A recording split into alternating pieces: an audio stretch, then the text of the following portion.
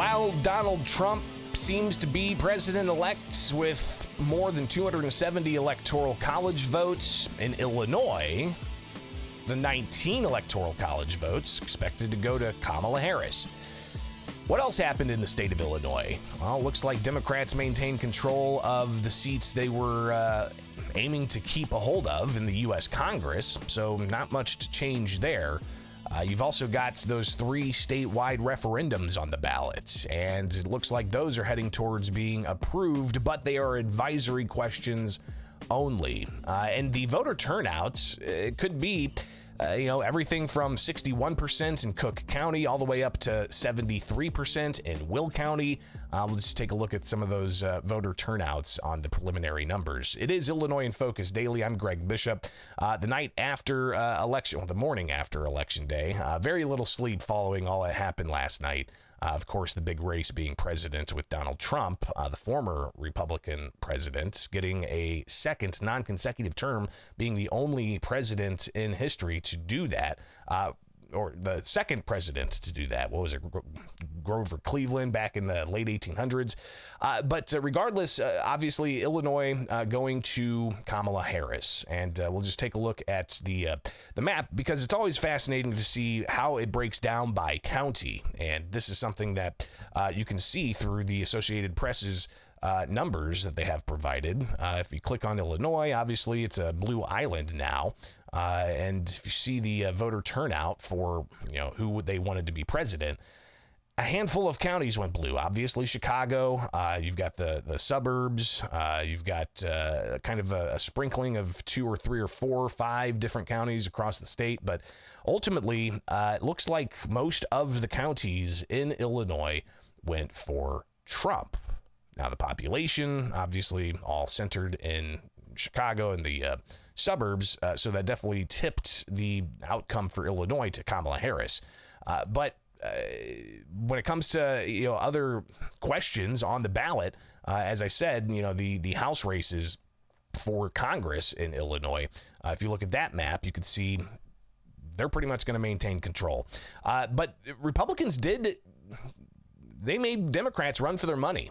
Pretty close races in a variety of them, including Eric Sorensen versus Joe McGraw. Sorensen expected to take that race, but it was close.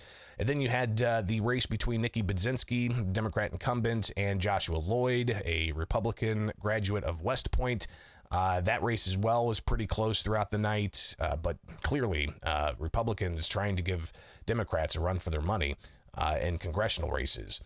Then you get into the non-binding questions, and those non-binding questions being about fertility treatment access, being about election worker security, but also you had this question about whether or not to charge millionaires a 3% surcharge to help with property tax relief. This is something that former Governor Pat Quinn had advocated for months now. Well, I looked it up. There's 77,323 millionaires in Illinois.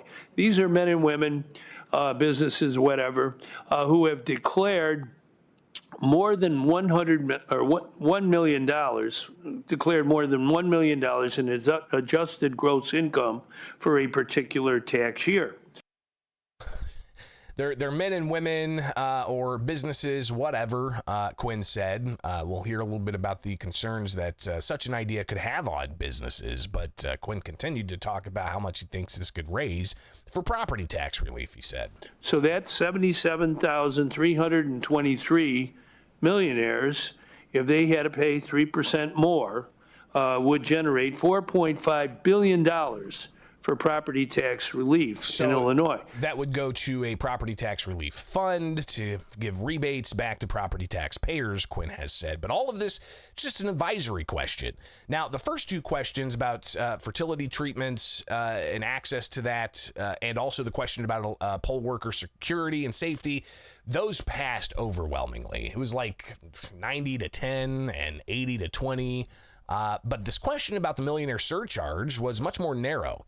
Last I saw it was about 60-40. And obviously, we'll hear from the State Board of Elections about how hold off on those numbers. We could see that change, especially with outstanding mail-in ballots that still can be counted up to 2 weeks. But I connected with Bryce Hill from Illinois Policy Institute last night and got his take on how narrow of a race this was for this non-binding question. Yeah, well, I think for the result, more than anything, this is an indictment of Illinois' egregiously high property taxes, which are second highest in the nation. So voters are clear that they need property tax relief. As for the measure or the concept itself, unfortunately, voters have been sold a false bill of goods. So they have this clear problem with rising property taxes that are stuck among the highest in the nation. And they've been advertised this measure as, raising an income tax on millionaires in order to finance property tax relief. The problem is that when we crunch those numbers, the revenue that would be raised wouldn't even pay for the state's outstanding bills, let alone be able to be passed on to local governments to be able to provide property tax relief.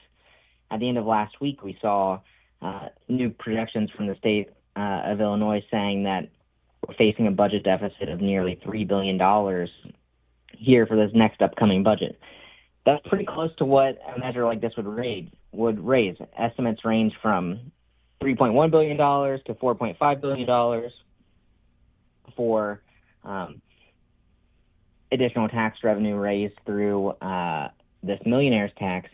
That doesn't even begin to cover things like the state's pension shortfall, which remains nearly $5 billion short of making an actuarially determined contribution to the state's systems.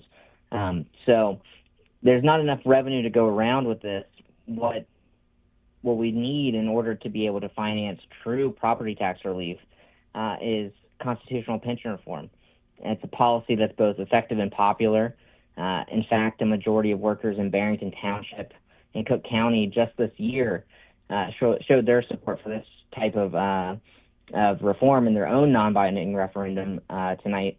So I believe political leaders should focus on making this their top 2025 issue rather than raising taxes on a subset of Illinoisans in order to try to lower taxes on a different subset of Illinoisans. And again, this is a conversation I had with Bryce Hill late last night as numbers were still coming in, but it was obvious that the question on the millionaire surcharge tax was heading towards being approved, but it's a non-binding question. And Hill talks about who would be affected by this. Would it be so-called fat cat millionaires, or would it be small mom and pop shops? Yeah, that's perhaps the most insidious part of all of this is what nobody has really talked about is the fact that nearly 24,000 of these quote-unquote millionaires are actually small businesses who are Illinois' largest job creators. So small businesses would be crushed by a quote-unquote millionaire's tax, but then also the lack of revenue compared to the size of the bills that the state and local governments have just shows that this is going to be a much larger tax hike anyway. And we've seen that in historical proposals. If you think back to 2020, the tax hike was much larger than this advertises. It was also admitted by State Treasurer Michael Frerichs that this would open the door for retirement income tax. So this type of change would not only hit small businesses, not just individuals, but it would open up the door for a whole slew of additional tax hikes to raise revenues on Illinoisans across the board. And that's part of the reason why Chicago Mayor Brandon Johnson and the Chicago Teachers Union have both thrown their support behind the measure because they see this as a way to increase their own revenues. And that should really be an indicator for Illinoisans of what a proposal like this would actually mean for them. So again, thanks to Bryce for letting me bother him late last night as numbers were coming in. But when it comes to Chicago in particular, some of the outcomes there, the Chicago Teachers Union, as of this morning, they were not winning in most of the city's 10 Board of Education elections last night. We'll see if that changes, but the CTU does have at least 3 candidates leading. For the state's attorney, Cook County, you got Bob Fioretti not being able to get enough votes to beat out Democrat Eileen O'Neill Burke, so that's another race that was watched closely in Chicago. But some of the other things happening across the state. Most precincts reporting in Madison County Tuesday night. The question to join other counties and wanting to separate from Cook County. That question's leading with 55% of the votes when I checked. So Madison County looks like they're going to approve that ballot question, that advisory question of separating the states, have a new state out of New Illinois and separate it from Cook County and Chicago. Similar outcomes, but much greater for yes votes in Iroquois County. The question has 75% voting yes. Similar outcomes in Calhoun, Clinton, Greene, and Perry counties, approving the question with more than 70% voting yes. So just a sampling of some of the things that surfaced from last night across the state about voter turnout. Listen, before polls even opened yesterday, the early vote in Illinois, it was 33%. 33% of registered voters in the state of Illinois cast their ballot early before polls even opened. So you're talking more than 2.6 million people who are registered voters in Illinois voted early or had their mail-in ballots get in before polls even opened yesterday. There's just over 8 million registered voters. So again, about 33% of registered voters voted before the polls even opened. What does that mean for turnout? Obviously, turnout ranges across the state. I was looking at some of the most populated areas. 61% turnout for Cook County last I checked.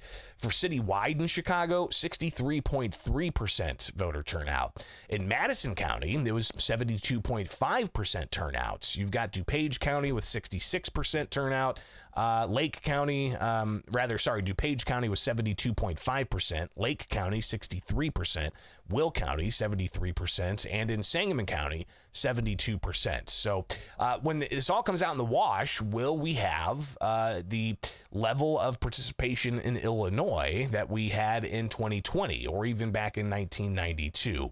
All of this preliminary. Matt Dietrich from the Illinois State Board of Elections says, wait for those official results for these races, especially when it comes to some of those local races you may have in your jurisdiction that are too close to call. As we always tell voters at this time, working up to Election Day, those numbers that you're going to see on election night are strictly unofficial. And those could change because Illinois allows for properly postmarked vote-by-mail ballots to arrive up to 2 weeks after Election Day and still be counted. Now, realistically, within 3 or 4 days, most of the outstanding vote-by-mail ballots will arrive. A few are going to trickle in that last week, but we have not seen that yet. The latest arriving ballots, those have not been in numbers big enough to be decisive in anything except a really, really, really super close race. And that really hasn't happened yet. So clearly we got to wait for those official results. Things will be certified and people will get more of an idea of what voter turnout was. But man, what a night. A lot more fallout going to happen. Obviously, Democrats likely to control the Illinois legislature with their supermajorities. So we'll do some digging in whether or not Republicans made any gains in either the Illinois Senate or the Illinois House. But it's a lot of seats to look at. So, of course, wake up each and every weekday morning here with Illinois in Focus as part of America's Talking Network. Get the newsletter at thecentersquare.com and also get the podcasts. Anywhere you get podcasts, just search Illinois in Focus.